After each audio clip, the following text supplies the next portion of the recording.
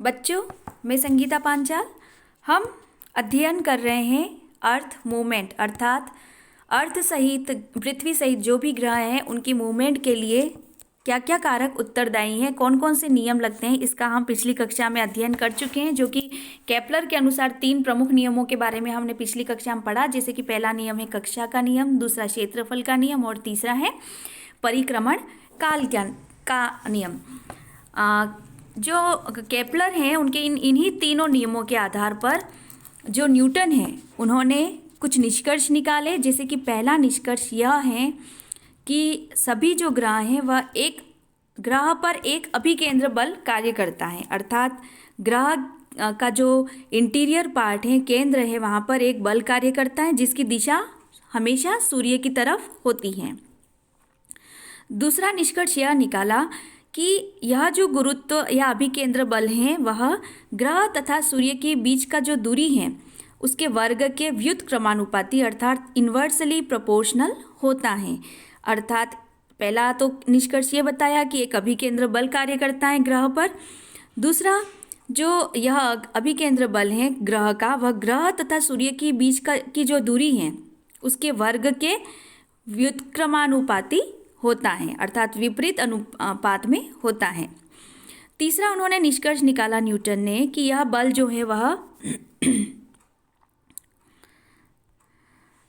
ग्रह के द्रव्यमान के अनुक्रमानुपाती होता है, अर्थात जो बल दूरी अगर बढ़ जाती है, ग्रह और सूर्य के बीच की दूरी जितनी अधिक होगी यह बल व्युत्क्रमानुपाती हो जाता है, विपरीत अनुक्रम में अनुपात में होता है। लेकिन जितना इस बल का यह बल जो है वह ग्रह के द्रव्यमान का अनुक्रमानुपाती होता है, अर्थात जितना द्रव्यमान अधिक होगा ग्रह का उतना ही जो अभिकेंद्र बल है वह भी उतना ही अधिक होगा।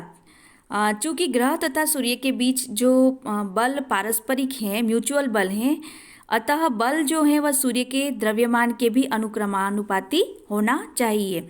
इस तरह से न्यूटन ने बताया कि यह अनुक्रमानुपात केवल सूर्य तथा ग्रहों के बीच में ही नहीं अपितु विश्व के किन्हीं भी 2 कण हैं, कोई भी 2 पदार्थ हैं, उनके बीच भी लागू होता है। यही न्यूटन का गुरुत्वाकर्षण बल है, मतलब जो अभिकेंद्र बल है जो किसी 2 पदार्थों के बीच में, जैसे कि सूर्य और ग्रहों के बीच में जो कार्य कर रहा है वह एक तरह का न्यूटन का गुरुत्वाकर्षण नियम है। न्यूटन ने 1686 में यह भी बताया कि विश्व में पदार्थ का प्रत्येक कण दूसरे कण को अपनी ओर आकर्षित करता है। इस सर्वव्यापी आकर्षण बल को, जैसा कि हमने पहले ही बताया कि गुरुत्वाकर्षण नाम दिया न्यूटन ने गुरुत्वाकर्षण जो संबंधी नियम है वो इस तरह से बताया कि जो पदार्थिक कणों के बीच, 2 पदार्थिक कणों के बीच लगने वाला जो आकर्षण बल है वह कणों के द्रव्यमानों के गुणनफल के अनुक्रमानुपाती होता है तथा उनकी बीच की दूरी के वर्ग के व्युत्क्रमानुपाती होता है। इसकी दिशा दोनों कणों को मिलाने वाली रेखा की सीध में होती है। अर्थात न्यूटन ने बताया कि किस तरह से जो 2 कण हैं उनके बीच का जो आकर्षण बल है वह उन दोनों कणों का द्रव्यमान, अर्थात जितना अधिक द्रव्यमान होगा उतना ही अधिक बल होगा, लेकिन उन दोनों कणों के बीच में जितनी दूरी होगी उसी दूरी के व्युत्क्रम में वह बल कम हो जाएगा, मतलब विपरीत अनुपात में वह बल कम हो जाएगा। अब हम पढ़ेंगे ग्रेविटी अर्थात गुरुत्व के बारे में। न्यूटन ने गुरुत्वाकर्षण के नियम में बताया कि गुरुत्वाकर्षण बल है वो किन्हीं 2 वस्तुओं के बीच कार्य करता है। यदि इन वस्तुओं में एक पृथ्वी हो तो वह गुरुत्वाकर्षण को गुरुत्व कहते हैं, अर्थात ग्रेविटी एक तो गुरुत्वाकर्षण बल है जो कि ब्रह्मांड के किन्हीं भी 2 पदार्थों के बीच में लगता है, लेकिन यही गुरुत्वाकर्षण बल है वो पृथ्वी के संदर्भ में कहलाएगा गुरुत्व, ग्रेविटी। अर्थात नियम के अनुसार, न्यूटन के नियमानुसार जो गुरुत्वाकर्षण 2 पदार्थों के बीच में कार्य करता है, यह यदि इन दोनों वस्तुओं में से एक पृथ्वी हो तो उस गुरुत्वाकर्षण बल को हम पृथ्वी के संदर्भ में कहेंगे गुरुत्व, ग्रेविटी।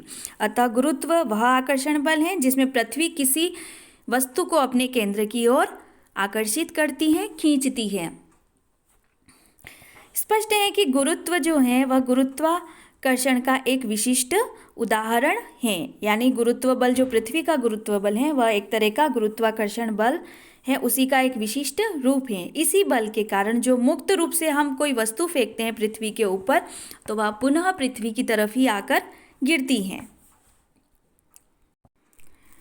पृथ्वी का जो गुरुत्वीय त्वरण है, एक तो गुरुत्वीय बल हो गया और गुरुत्वीय बल के आधार पर ही गुरुत्वीय त्वरण निकाला जाता है, acceleration due to gravity of earth. तो जो गुरुत्वीय त्वरण है, त्वरण एक फिजिक्स टर्म्स है।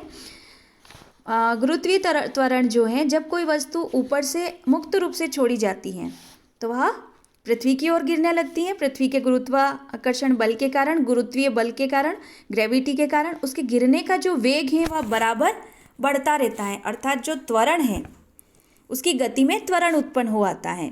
इसी त्वरण को पृथ्वी का गुरुत्वीय त्वरण कहते हैं। अर्थात जो पृथ्वी का जो गुरुत्वीय त्वरण है वह किस तरह से होगा कि जब कोई वस्तु हम मुक्त रूप से,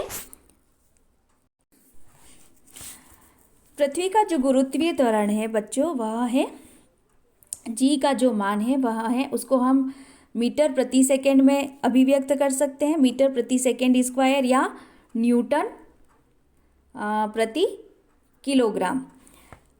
यह जो जी का मान है वह अंकों में देखा जाए तो है जी बराबर 9.8 मीटर प्रति सेकेंड स्क्वायर।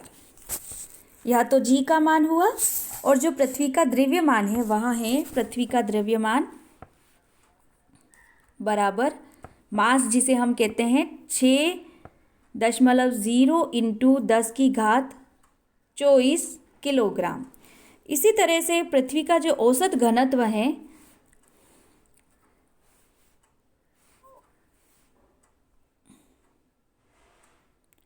औसत जो घनत्व है वह है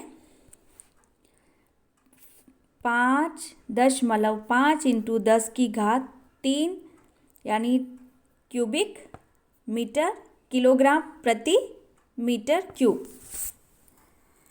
पृथ्वी का जो गुरुत्वीय त्वरण है उसके मान में निरंतर परिवर्तन होता रहता है। जैसे पृथ्वी के गुरुत्वीय त्वरण जी का मान जो है वो पृथ्वी तल पर भिन्न भिन्न स्थानों पर भिन्न भिन्न होता है। पृथ्वी तल से ऊपर या नीचे जाने पर भी जी के मान में परिवर्तन होता है। पृथ्वी तल पर जो जी का मान है वह भूमध्य रेखा पर सबसे कम तथा ध्रुवों पर सबसे अधिक होता है। इसके दो कारण हैं, पृथ्वी का आकार तथा पृथ्वी का अपनी अक्ष की ओर चारों तरफ घूमना। अर्थात जो जी का मान है वह सबसे ज़्यादा भूमध्य रेखा पर होता है, सबसे कम भूमध्य रेखा पर होता है और ध्रुवों पर सबसे अधिक होता है। तो इसका जो प्रमुख कारण है, दो कारण है कि यह भूमध्य रेखा पर क्यों कम होता है और ध्रुवों पर अधिक होता है। तो दो कारण जो है वह है, पहला तो है पृथ्वी का आकार जो कि लघ्वक्ष आकार की है पृथ्वी, और दूसरा है पृथ्वी का अपने अक्ष के चारों ओर घूमना। अर्थात पृथ्वी सूर्य की परिक्रमा करने के साथ ही साथ अपने अक्ष पर भी चारों तरफ घूमती हैं, जिसे हम रोटेशन कहते हैं, जो कि 24 घंटे में एक चक्कर पूरा लगाती है। तो ये दोनों कारण है, वह पृथ्वी पर जो बदलता हुआ त्वरण है जी का मान है वह इसी पर निर्भर करता है। अगले वीडियो में हम पढ़ेंगे शेप ऑफ द अर्थ, अर्थात पृथ्वी का आकार और पृथ्वी के इस आकार के कारण जो पृथ्वी अपने अक्ष के चारों ओर घूमती हैं, पृथ्वी की जो गतियां हैं वो किस तरह से आकार से और इनसे प्रभावित होती हैं। धन्यवाद।